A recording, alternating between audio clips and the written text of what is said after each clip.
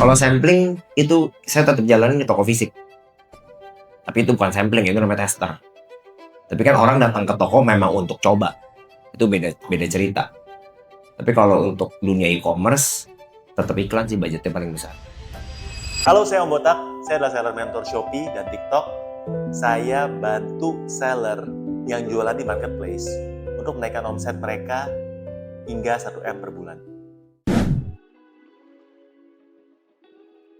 Kalau dibilang kan dalam berapa tahun ini kan salah satu challenge-nya adalah serbuan brand dari luar ya, ke lokal ya. Atau teman-teman di kategori lain kayak gimana?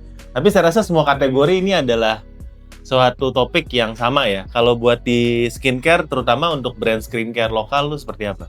Kalau untuk di beauty lah ya, beauty ya. ya. Dekoratif lah ya sebenarnya. Dekoratif, tapi di skincare pun sama. Iya. Tapi di sini teman-teman ada yang bergerak di bidang yang sama nggak ya? Ada yang beauty nggak di sini? Tadi saya tahu ada parfum satu.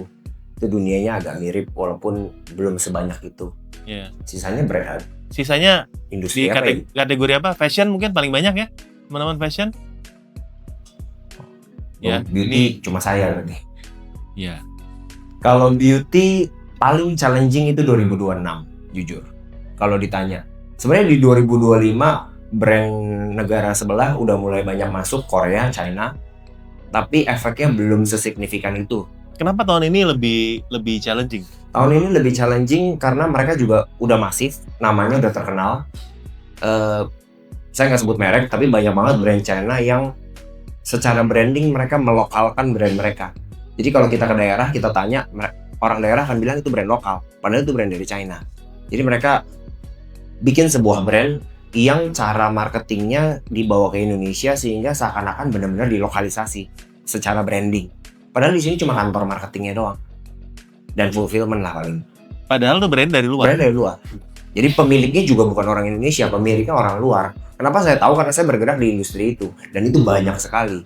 Dan nggak semua masyarakat Indonesia sebenarnya tahu itu brand dari luar. Gitu. Oh, ini mungkin kayak misalnya fashion, dia masuknya bukan dari Jakarta tapi dari Bandung. Betul. Seakan-akan tuh brand lokal ya. Bisa. Mirip kayak begitu. Dan virality-nya kan biasa dari TikTok dulu ya. Dari TikTok, ya mereka kebanyakan kalau brand dari China pasti dari TikTok. Karena ya platformnya juga kan lebih gampang untuk virality ya viral. Kalau gue sendiri lebih kuatnya di mana? Kalau gue kita secara penjualan itu kuatnya di Shopee. Kita mungkin kalau saya nggak salah ingat dari total penjualan e-commerce itu mungkin 60-70% kita di Shopee dari total. Karena tapi balik lagi ya, karena Guel ini mungkin secara positioning kita adalah brand yang jarang diskon. Sedangkan di TikTok itu kebanyakan sepengetahuan saya dan sepengertian saya brand yang paling laku adalah brand yang memang mainnya diskon. Ibarat kata perang harga lah, cari yang paling murah. Sedangkan kita punya komitmen dari semenjak kita buka kita nggak perang harga. Harga kita stay, best seller kita tidak pernah sale. Kalau sampai lihat harganya murah di Shopee itu artinya support dari Shopee. Paling gitu. Ya jadi kenapa kita kuatnya di Shopee. Nah jadi penasaran kan, gimana caranya jual barang brand lokal pula, ya, nggak pernah diskon tapi tetap laku. Pernah diskon tapi jarang. Oh pernah diskon. Jarang diskon tapi tetap laku. Iya. Produk best sellernya kan yang ini ya, tadi yang ini. Iya. Ini harganya berapaan? Ini harganya sekarang ini 219.000. 219. Ya, sebelum dipotong lain-lain diskon ya. Oke. Kalau brand lain atau brand dari China, anggaplah ya, bisa jual di range harga berapa? Kalau average price cushion, ini kan produknya cushion. Untuk average price cushion di Indonesia itu sekitar 130.000. Itu lokal? Lokal dan China. Lokal dan China? China tidak akan sentuh angka 200.000. Mereka memang mainnya di area sana. Mereka pernah coba untuk jual di 200.000, salah satu brand cukup besar, tapi karena sekarang juga jadi 100.000. Nah, bingung kan ya? Bisa jual lebih mahal, tapi tetap laku. Padahal digempur terus nih. Nah, caranya gimana sih? Nekat. Sebenarnya bukan kita nggak tanpa perhitungan ya. Kita sudah tahu bahwa kayaknya pasar Indonesia memang penggerak utamanya sebenarnya harga murah dan diskon. Tapi sebenarnya itu juga bisa jadi senjata apa sih, pedang bermata dua. bisa juga bunuh ke arah brand. Kan jadi kita komitmen dari awal pertama buka bahwa target market yang kita mau, kita harus tahu dulu nih target market kita siapa. Kebetulan Guel itu memang menyerang target market saat itu mid up lah kita ngomongnya. Karena untuk brand lokal, kita brand yang salah satu secara pricing paling mahal. Jadi kalau brand lokal lain boleh dicek, mungkin harganya sedikit di bawah kita. Tapi untungnya memang secara timing, mungkin karena kita juga udah dalam 7 tahun, dan saya beruntungnya punya partner makeup artist yang secara kredibilitas juga udah terjamin. Dia juga menjaga kredibilitas dia sebagai makeup artist. Kita bisa jaga harga kita sesuai dengan kualitas yang kita kasih. Nah, kalau caranya lebih ke konsisten kali ya. Kita ngalamin kok masa-masa 1-2 tahun di 2022, 2023 ketika semua brand itu take off, kita penjualannya stabil aja. Nggak turun, tapi nggak naik. Stabil aja begitu, berapa ratus paket. 200-300 paket sehari, 200 Sempet kayak goyah nggak ya? Goyah. Apa gua harus diskon ya? Jujur goyah. Kalau sebagai, saya kan orang keuangan ya, ngeliatnya bukan produk, ngeliatnya mah angka. Ngeliat angka nggak naik, goyah. Soalnya kalau kita setiap kali kita ada diskon kecil aja, penjualannya loncat. Kayak tanggal kembar, payday, loncat tuh paketnya. Dari 300 bisa jadi 1000, kadang-kadang jadi 2000. Berarti kan very price sensitive sebenarnya. Tapi ya dari sisi, kebetulan saya punya partner orang branding, dia bilang jangan tahan.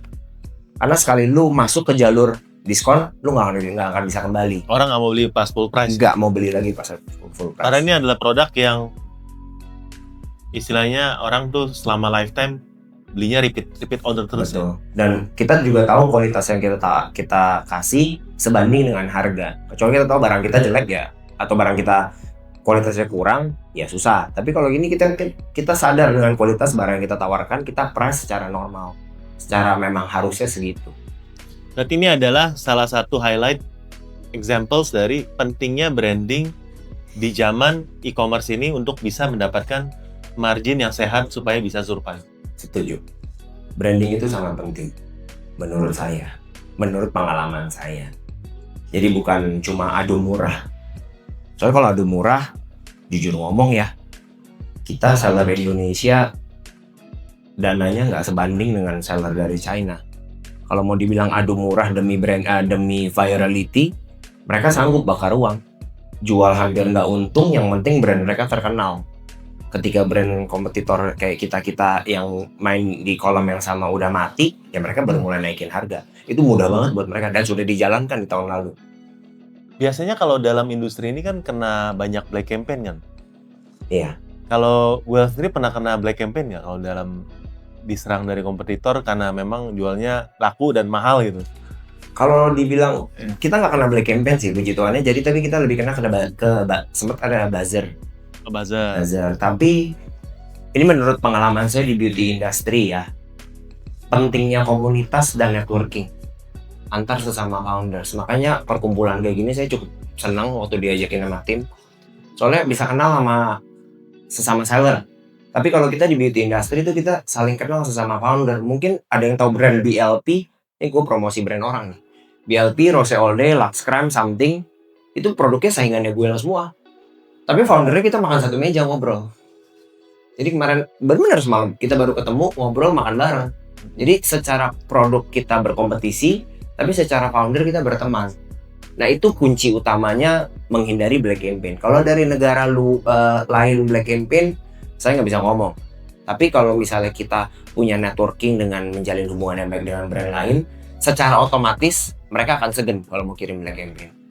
Semenjak 2024 saya mulai ngumpul sama brand founder, kita punya grup 60 brand founder beauty, udah nggak ada lagi black campaign, udah hilang total, buzzer juga hilang. Jadi kuncinya itu sih kalau dari saya dari sisi founder ya. Oke. Next, seberapa penting beriklan dalam mengembangkan bisnis e-commerce ini? Sangat penting. Kalau iklan sangat penting. Sangat penting. Kalau di zaman sekarang kita zamannya sosmed, zamannya semua mata tertuju ke HP, kayaknya iklan itu menjadi salah satu booster paling cepat dan paling utama untuk meningkatkan untuk growth bisnis. baik secara awareness ataupun secara conversion. Kalau buat gue lebih besar budget untuk ngiklan atau budget buat sampel? Kalau saat ini, kalau di dunia e-commerce, iklan gue besar Dibandingin sampling ya? dibanding sampling. Iklan gue lumayan. Sampling ada, tapi kita pilih. Kita kan ada pakai afiliator, kita ada pakai, jadi kita di awalnya pasti kita adalah nggak start, kita buang sampel. Tapi setelah itu kita pantau. Tadi yang dari Shopee kan juga udah ngomong, dilihat mana yang memang berimpact, itu yang kita terus samplingnya. Yang lain kita stop. Kalau memang dia tidak, kontennya nggak bagus, nggak menghasilkan, kita stop. Sisanya kita buang budgetnya ke ads sih. Kalau sampling itu saya tetap jalanin di toko fisik. Tapi itu bukan sampling, itu namanya tester. Tapi kan orang datang ke toko memang untuk coba. Itu beda cerita. Tapi kalau untuk dunia e-commerce, tetap iklan sih budgetnya paling besar. Buat kamu seller yang ingin omsetnya 1M per bulan, subscribe channel Cerita Om Botak supaya kamu dapat konten-konten daging setiap harinya.